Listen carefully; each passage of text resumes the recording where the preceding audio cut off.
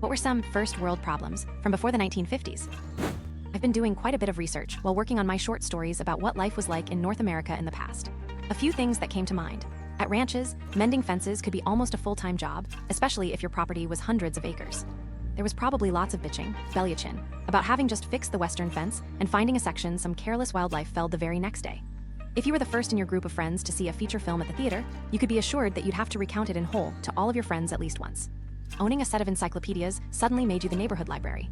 You know, versus the actual neighborhood library. Speaking of communal stuff, but having a television was something your neighbors and friends wanted to see. But wanting to keep up with the Joneses, you were often more than happy to invite them in and show it off. If you weren't black but looked black, read. Not white, you could be certain to enjoy all the rights and benefits of discriminatory practices, including colored water fountains, colored benches in the worst part of the park, and colored toilets that were little more than holes cut into a board that was propped up over a stream. And pre-women's suffrage movement, women could find themselves interested and educated in politics without a real means to express their opinion.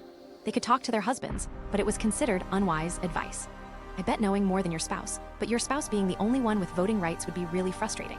Something more lighthearted. You save up for that new car, but your house doesn't have a garage, and the sealant in paint only marginally protects it from the elements.